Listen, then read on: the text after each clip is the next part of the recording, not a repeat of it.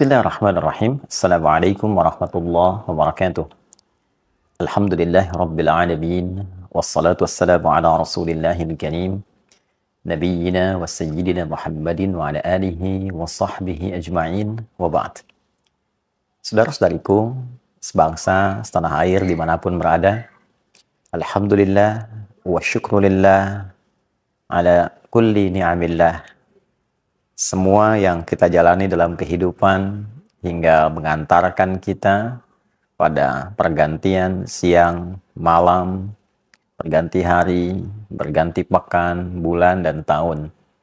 Kini semua perjalanan itu mengantarkan kita pada hari yang baru, di bulan yang baru, di tahun yang baru, menurut penanggalan Hijriyah. Kita dengan izin Allah saat ini telah memasuki penanggalan di awal bulan Al-Muharram 1446 Hijrah. Setiap yang sampai pada titik ini tentu telah mengalami beragam peristiwa dalam kehidupan, telah melintasi berbagai macam era bagi sementara orang, dan pertanyaan terbesarnya dari sekian waktu yang telah Allah berikan kepada kita untuk berkehidupan sampai detik ini, berapakah yang memiliki nilai kebaikan di sisi Allah Subhanahu wa Ta'ala? Sementara kita meyakini bahwa kita pasti akan berpulang. Kita akan meninggalkan dunia ini. Semua kita berkeyakinan dunia ini tempat sementara, bukan abadi kita berada di sini. Kita akan kembali kepada Sang Pencipta, Allah Subhanahu wa Ta'ala. Logika sederhana kita bertanya, bila di dunia ini saja kita berjuang untuk mendapatkan bekal supaya nyaman berkehidupan, Anda, saya, kita bersekolah, belajar untuk mendapatkan peningkatan pengetahuan, mendapatkan ijazah yang digunakan untuk mencari pekerjaan, guna mendapatkan bekal untuk berkehidupan. Ingin hidup nyaman, tenang, tentram, sejahtera. Bila di dunia yang kita akan tinggalkan saja sedemikian kuat perjuangan kita, sampai sebagian orang bahkan tega melakukan tindakan-tindakan yang tidak pantas, kontraproduktif, tindakan yang destruktif, merusak, mentolimi orang, mencelakakan, hanya untuk merasakan kenikmatan sesaat, yang bahkan dari beberapa pandangan kenikmatan yang mungkin didapatkan sifatnya semu, tidak melahirkan kebahagiaan yang sejati. Dapat harta banyak, hasil korupsi, walaupun terasa banyak tapi tidak menyenangkan, tidak membahagiakan, gelisah, gak enak. Hasil nyogok, hasil judi, tentu akan berpengaruh pada keadaan dalam jiwa.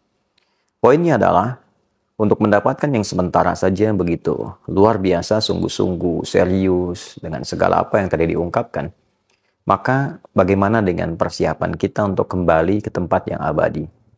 Menghadap kepada Pencipta kita, Allah Subhanahu wa Ta'ala, yang akan mengevaluasi seluruh ragam kegiatan kita dalam membawa misi kehidupan di muka bumi ini. Tentu penting mendapatkan waktu untuk berkontemplasi, untuk merenung, untuk mengevaluasi perjalanan hidup kita.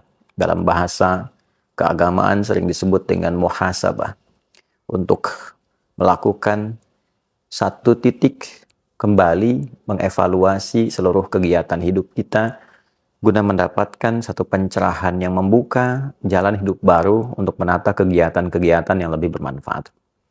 Allah Subhanahu wa Ta'ala menjadikan dari setiap perjalanan kehidupan kita itu beberapa waktu khusus tertentu yang dapat kita gunakan untuk mengevaluasi diri, guna membenahi kembali nilai-nilai kehormatan kita di hadapan Allah yang mungkin telah berkurang atau bahkan sebagian rusak karena perilaku manusia sendiri yang merusak.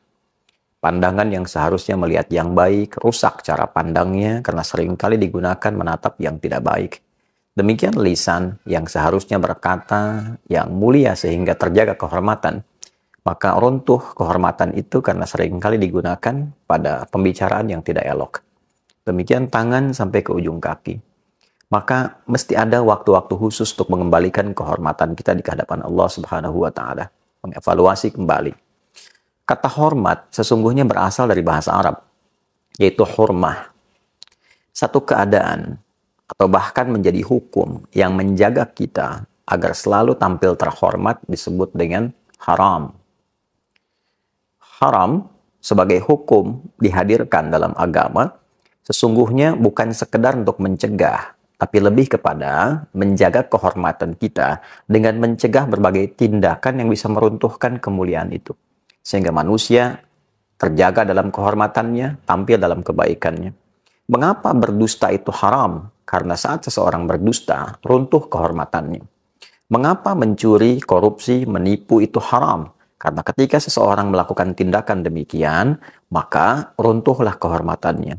Bukan hanya di hadapan Allah Subhanahu wa Ta'ala, tapi juga di hadapan makhluk, di hadapan manusia, orang-orang sekelilingnya. Allah memiliki sifat Rahman dan Rahim, sangat sayang, begitu mendalam pada hambanya, sangat mengasihi, begitu luas kepada makhluknya. Itulah yang menjadikan Allah selalu ingin menjaga kita dalam kebaikan.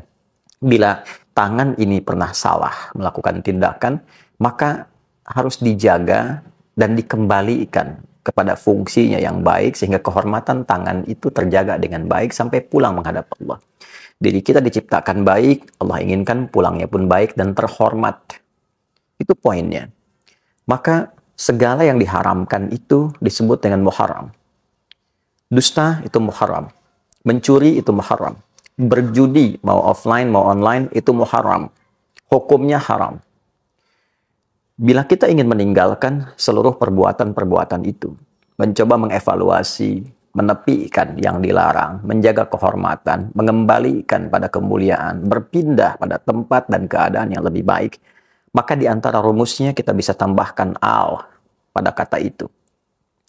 Al-Muharram memberikan kesan kepada kita bukan hanya menjadi bulan pertama, nama bagi bulan pertama dalam penanggalan Hijriyah, tapi juga memberikan sebuah kesan korektif, sebuah pesan evaluasi bahwa mengawali waktu, mengawali bulan, mengawali tahun yang baru itu hendaknya dimulai dengan perenungan mendalam untuk meninggalkan segala sesuatu yang tidak baik yang biasa dilakukan oleh bagian tubuh kita. Ketika kita bisa meninggalkan segala yang terlarang itu dan merubah menjadi lebih baik, mata melihat yang terlarang kita alihkan pada yang baik. Demikian telinga mendengar yang dilarang kita alihkan pada yang baik. Lisan sampai ujung kaki. Dimulai dari Al-Muharram. Sehingga ia berpindah pada kebiasaan baik. Meninggalkan kondisi tidak baik. Menjadi baik, itulah hijrah yang sejati. Bukan sekedar berpindah tempat, tapi berpindah keadaan dari yang dilarang oleh Allah. Yang tidak disukai kepada kondisi yang terhormat, yang baik. Itulah hijrah. Bila kita ingin ikut itu dan melekatkan sifat di dalamnya, maka tambahkan ya nisbah. Hijrah, tambahkan ya nisbah sebelum akhirnya, maka dia menjadi hijriyah. Kalender hijriyah dihadirkan kepada kita, diawali dengan Al-Muharram. Bukan hanya menunjukkan sebuah nama dan waktu, tapi ingin memberikan kesan mendalam, renungkan dirimu. Apa belum cukup waktunya engkau untuk kembali mengoreksi diri, menguatkan imanmu, dan mencari bekal untuk menghadap Allah Subhanahu wa Ta'ala? Alam ya'ni lilladzina amanu an tahsha'a qulubuhum li dzikrillah wa ma nazala minal haqq. Demikian Allah bertanya di dalam satu rangkaian surah Al-Quran yang sangat mendalam. Apakah belum tiba masanya bagimu, duhai yang merasa beriman khususnya kepada Allah, untuk kembali menampilkan kekhusyuan dalam jiwamu demi mendekat kepada Allah Subhanahu wa Ta'ala, menjaga kehormatanmu. Ada 4 bulan terhormat, yang 3 terangkai, yaitu Dzulqa'dah bulan ke-11, Dzulhijjah bulan ke-12, dan Al-Muharram bulan yang pertama dalam kalender Islam, serta 1 terpisah yaitu Rajab pada bulan yang ke-7. Sekarang kita berada di awal tahun. Kita berada di 1 dari 4 bulan mulia itu. Dan disitulah berlaku hukum Quran surah ke-9 ayat ke-36. Inna iddatash syuhuri indallahi 12 syahran fi kitabillah yauma khalaqas samawati wal arda minha arba'atun hurum. Dzalika ad-dinul qayyim fala tadhlimu fihinna anfusakum. Al-ayat. Sungguh Allah menegaskan jumlah bilangan bulan dalam setahun itu di sisi Allah yang telah ditetapkan sejak mula penciptaan langit dan bumi berjumlah 12 bulan. Setahun ada 12. Dari 12 itu ada 4 bulan utama yang desainnya untuk menjaga kehormatan. Desain muhasabah, evaluasi, koreksi diri. Maka jika Anda telah hadir dari 4 bulan itu, maka kata Allah, فَلَا تَظْلِمُوا فِيهِنَّ أَنفُسَكُمْ. Maka berusahalah untuk mengoreksi diri. Jangan berbuat maksiat. Tinggalkan yang dilarang. Jangan berbuat zalim pada diri sendiri. Berkata kotor itu zalim pada lisan. Berkata yang tidak baik, zalim pada lisan. Memandang yang tidak bagus, zalim pada mata. Mendengar yang tidak mulia, zalim pada telinga. Fala tazlimu fihinna anfusakum. Jangan sekali-kali engkau mencoba menzalimi dirimu di waktu-waktu itu. Nah, itulah ketentuan agama yang benar. Ya, Allah menyampaikan dzalika dinul qayyim. Sebelumnya, ketentuan agama yang benar itu di antara pembuktiannya adalah penjagaan terhadap perilaku kita untuk tampil lebih mulia. Ini yang tampak di hadapan Al-Quran. Definisi kemuliaan di hadapan Allah adalah ketika akhlak kita dapat terjaga yang dihasilkan dari pendidikan ibadah kita kepada Allah Subhanahu wa taala. Itu yang menjadikan suksesnya salat seseorang itu ketika tampak baik akhlaknya.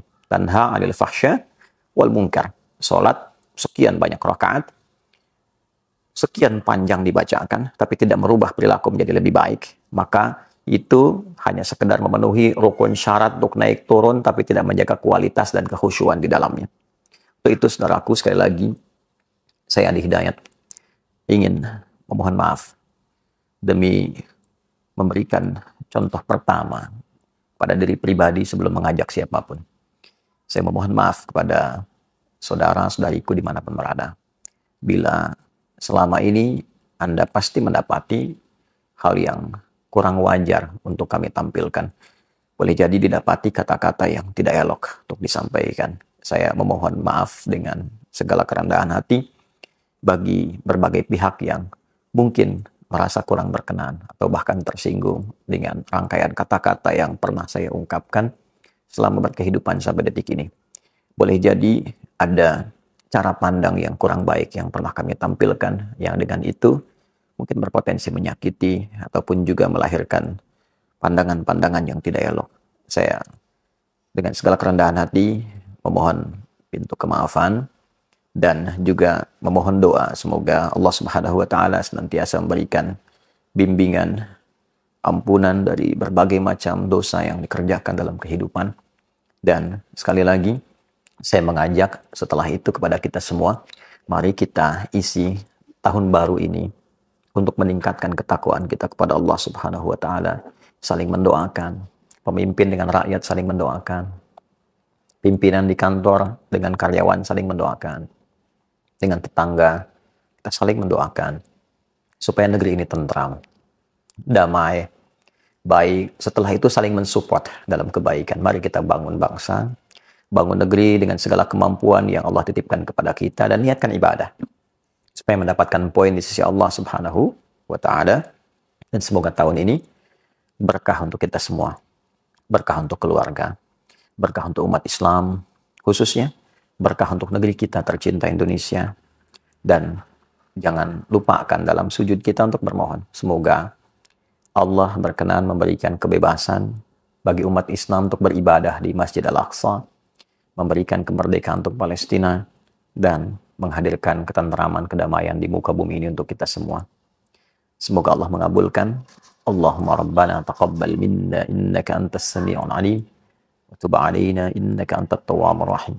Rabbana zalamna anfusana wa illam taghfir lana wa tarhamna lanakunanna minal khasirin. Allahumma rabbana atina fid dunya hasanah fil akhirati hasanah wa qina adzaban nar. Wa sallallahu ala sayyidina Muhammad wa ala alihi wa sahbihi ajma'in. Wa akhiru da'wana subhanakallahumma rabbana wa bihamdika asyhadu an la ilaha illa anta nastaghfiruka wa natubu ilaik. Walhamdulillahi rabbil alamin. Assalamualaikum warahmatullahi wabarakatuh.